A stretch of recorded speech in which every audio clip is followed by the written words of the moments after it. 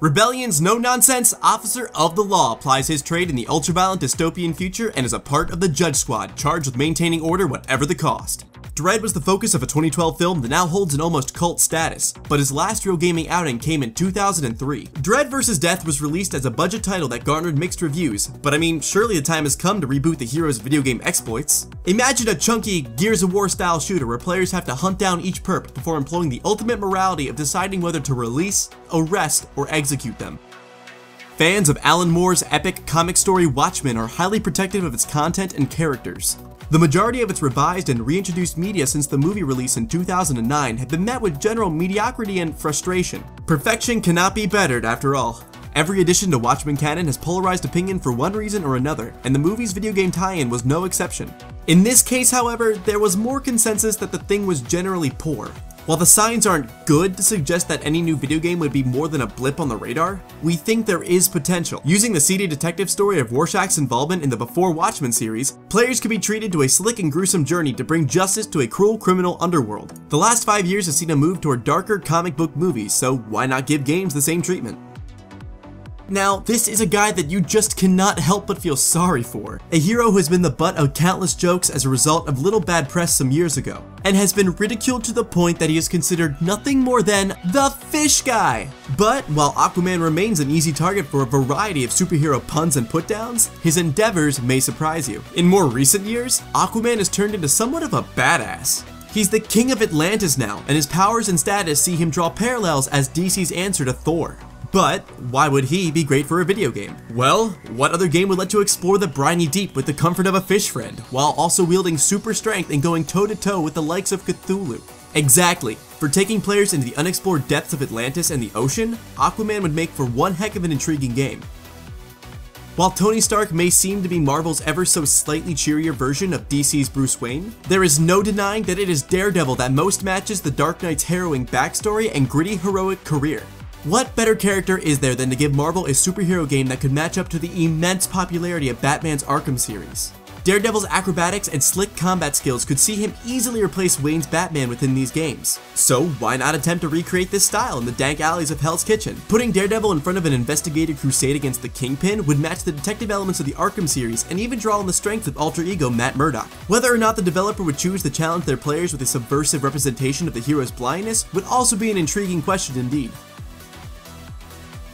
Anybody who has played the immensely fun LEGO Marvel superhero title will be able to tell you just how fun it is to take control of Tony Stark's miniature Iron Man and jet across the plastic New York City. Imagine then the fun that could be had with a more realistic version of Marvel's hero-filled New York. While most of the Spider-Man movie tie-in games were very poor, the freedom in which they let the players explore the city and plot their heroism was a success. While Peter Parker's sense of responsibility jars against the player's urge to sling off the beaten path, Tony Stark's devil-may-care attitude completely justifies that freedom. The gameplay could be well padded with challenges, minigames, and races to support the story, and character customization would be superbly organic given Stark's love for tinkering with his suits. As one of the few fictional characters in existence with healing powers as effective as those of your average Call of Duty soldier, Wolverine is another character crying to burst back out onto the video game scene. Wolverine admittedly has had a more successful video game past than many of his heroic counterparts, with 2009's video game tie-in being a highlight. That being said, movie tie-in games never amount to more than being a flash in the pan, and Wolverine deserves so much more than that. With his furious close combat fighting style, a Wolverine game would benefit hugely from the type of fluid combat system that has been well honed in Batman's Arkham series. Just imagine the devastation as you slice limb after limb off the helpless enemies trying to stop those claws.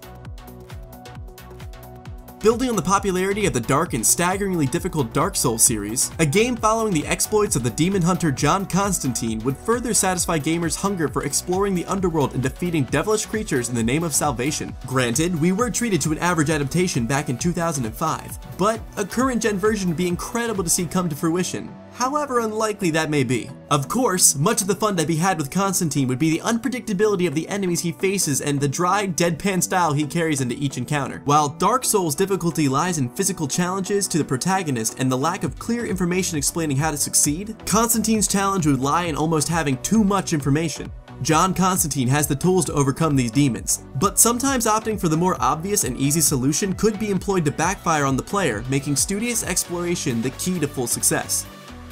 When Otto Octavius took over as Marvel's main title Spider-Man for the duration of 2013, there was a large amount of skepticism and fan outrage. With Otto's anti-hero now approaching the likely end of his time in the pages of the Spider-Man Spider-Verse, fans are crying out to see more of him. While it is unlikely the Marvel Comics universe can support him alongside Peter Parker in the secondary Ultimate Spider-Man, pushing him into another medium could be the way to give these fans what they want. Otto's harsh line on his foes and the willingness to take the unpleasant solutions to preventing crime actually saw him take the life of Massacre in the comics. This type of ruthlessness would give players dilemmas, something they've never really had in a Spider-Man game before. A morality system that saw Otto stay his hand and keep Spider-Man's friendly neighborhood reputation, or go with his gut and become a killer, could have remarkable effects on the way this game is played out. The admirable quality of Spider-Man 2 the video game back in 2004 gives us hope that a proper current generation version can deliver us a true Spidey game that fans have been craving for.